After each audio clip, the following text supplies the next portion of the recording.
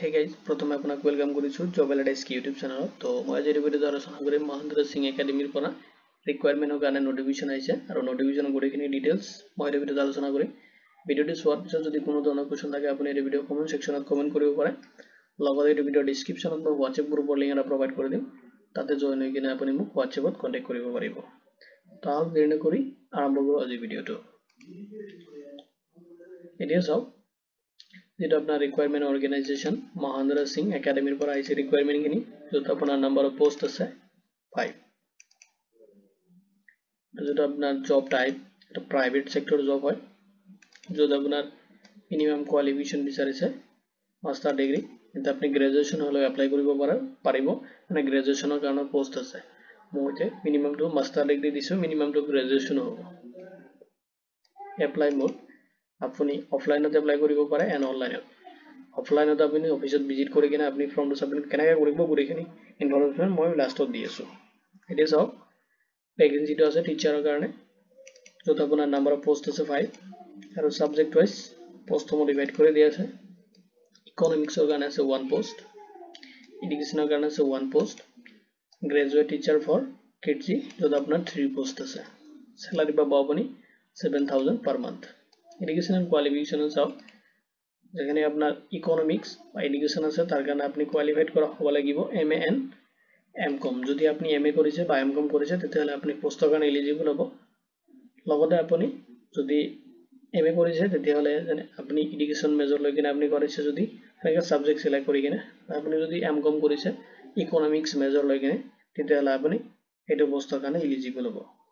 Next চাওক যেটা আপনাৰ কেজি টিচাৰৰ কাৰণে বিচাৰিছে আপোনাৰ গ্ৰাজুয়েশন ডিগ্ৰি যদি আপনি যিকোনো ৰেকগনাইজ ইউনিভাৰ্সিটিৰ পৰা আপনি কমপ্লিট কৰিছে তেতিয়াহলে আপনি এটা পোষ্টৰ কাৰণে এলিজিবল হ'ব। এতিয়া চাওক আপনি এপ্লাইটো কেনেকৈ কৰিব। তো এপ্লাই কৰিব লাগিব আপনি অফলাইন এন্ড অনলাইন দুইটাৰ মধ্যে পাব। অফলাইন মেথডে মই কৈ আছো প্ৰথমতে চাওক অফলাইনত আপনি ভিজিট কৰিব পাৰে। তো অফিচিয়েল এড্ৰেছ আছে the principal of Mahendra Singh academy Lanka Nagaon Assam.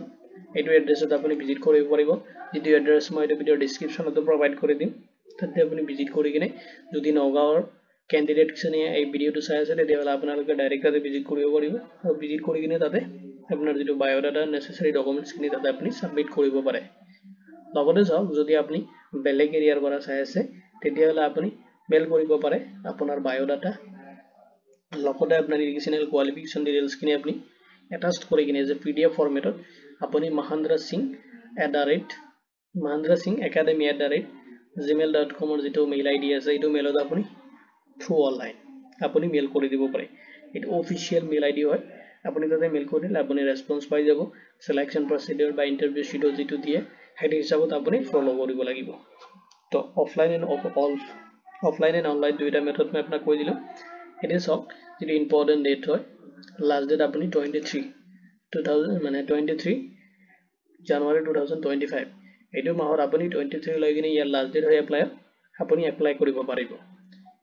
এতিয়া চাওক অফিশিয়াল যেটো এড্ৰেছ হয় আপনি এটা ভিজিট কৰিব পাৰে যেটো Shillong road word number 11 Lanka Nagaon Assam যত পিন নাম্বাৰ দিয়া আছে আপোনাৰ 782446 এইটো এড্ৰেছ হয়। যদি আপনি নগাঁৱৰ নিয়াৰেষ্ট হয় তেতিয়াহলে ভিজিট কৰিব পাৰে আৰু যদি বেলেগ এৰিয়াৰ পৰা চাই আছে তেতিয়াহলে আপনি বাই থ্ৰু ইমেইল মানে অনলাইন মানে আপনি মেইল কৰি দিব পাৰিব। তো এইটো ভিডিঅ ইমানতে। যদি কিবা ডাউট থাকে আপনি এইটো ভিডিঅ কমেন্ট সেকশনত কমেন্ট কৰি দিব পাৰে। তো ভিডিঅটো চোৱাৰ বাবে ধন্যবাদ দি কিনে আজি ভিডিঅ ইমানতে সামৰিছো।